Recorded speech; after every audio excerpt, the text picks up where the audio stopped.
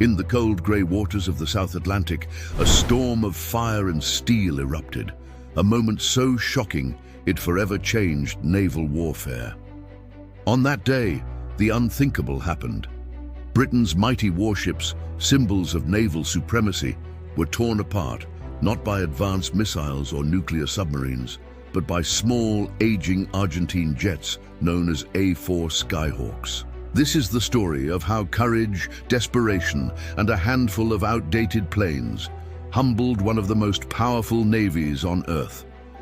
In 1982, the Falklands War began as a brief regional conflict between Argentina and the United Kingdom, a battle over sovereignty, pride, and a scattering of windswept islands in the South Atlantic. Yet within weeks, it became something much greater, a test of modern warfare and human will. When the British task force set sail, it carried an aura of invincibility. The Royal Navy, with its modern destroyers, frigates, and aircraft carriers, represented a force few dared to challenge. On paper, Argentina stood little chance. Its air force was small, its navy outdated, and its technology decades behind. But what the Argentines lacked in machinery, they made up for in sheer determination. Among their weapons were the A-4 Skyhawks, light attack jets designed in the 1950s, originally built for the US Navy. They were small, fast, and tough, but by 1982, they were considered obsolete. Argentina's pilots knew this. They also knew the risks.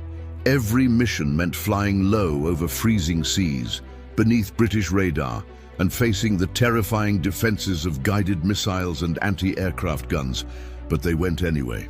On May 21, 1982, the British began landing troops at San Carlos Bay, a narrow inlet surrounded by rugged hills. To the British, it was a strategic beachhead. To the Argentines, it was a target. As the first waves of Royal Marines came ashore, the air around them began to tremble. Out of the horizon came the Skyhawks, flying barely above the waves, their wings loaded with bombs. British ships scrambled to respond. Anti-aircraft guns opened fire, sea harriers streaked upward, and missiles filled the sky. But the Skyhawks were too low, too fast, too daring. In just minutes, the calm waters of San Carlos turned into chaos. Ships burned, alarms screamed, men shouted over the roar of engines and explosions. HMS Ardent took a direct hit. Flames engulfed the vessel. Its crew fought desperately to save it, but the inferno spread. Within hours, the ship sank, taking 22 men with it. The British were stunned.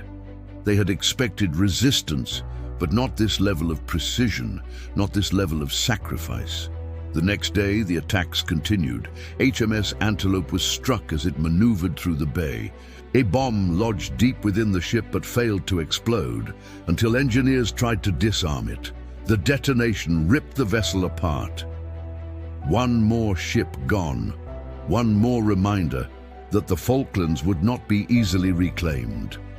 The Argentine pilots became legends almost overnight. They flew with minimal guidance, often without radar, relying only on gut instinct and the shape of the islands below.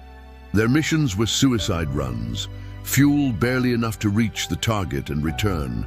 Many never made it back. Some were shot down moments after releasing their bombs, vanishing into the cold Atlantic. But they kept coming. On May 25th, Argentina's National Day, the Skyhawks launched one of their most devastating attacks. British radar picked up the incoming wave too late. The destroyer HMS Coventry and the Atlantic Conveyor, a vital transport ship carrying supplies and helicopters, were both hit. Coventry capsized within minutes. 19 sailors were lost. The Atlantic Conveyor burned, sinking with its cargo, crippling the British logistical operations. In just a few days, these humble jets had done what few thought possible.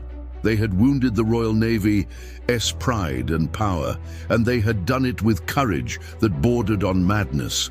The British adapted quickly. They tightened defenses, adjusted radar coverage, and used their sea harriers to patrol aggressively. The Skyhawks began to suffer heavier losses, but the damage was done. The myth of absolute technological dominance had been shattered. The Falklands War had become a brutal equalizer. For the Argentine pilots, every flight became a final act of defiance. Many were barely in their 20s. They strapped themselves into aging aircraft, knowing the odds, whispering silent prayers before takeoff. The world would later call them reckless. Their comrades called them heroes. By June, the war was drawing to a close. British forces had retaken the islands, but at a tremendous cost: 255 British lives and more than 600 Argentine. The war lasted only 10 weeks, yet its echoes would last for decades. When the British fleet returned home, it was victorious but scarred. The lesson of the Skyhawks lingered. Bravery and ingenuity could level the battlefield, even against superior might. In the years that followed, military analysts across the world studied those attacks. How could such an old aircraft defeat a modern navy? The answer lay not in the machine, but in the men who flew them. Pilots who turned obsolescence into opportunity, who flew into the jaws of death armed with faith, skill, and a single bomb. Today in Argentina, monuments stand to honor them. Simple stone statues of pilots with wings outstretched, looking toward the sea. Their names are etched in bronze, their faces remembered by those who know the true cost of war. And somewhere, deep beneath the South Atlantic, lie the remains of the ships they sank, the silent witnesses to an extraordinary moment in history. A moment when courage alone dared to challenge the impossible, when small planes sank mighty ships, when Skyhawks rewrote the rules of war, and when the world was reminded that even in the age of machines, human bravery still matters most.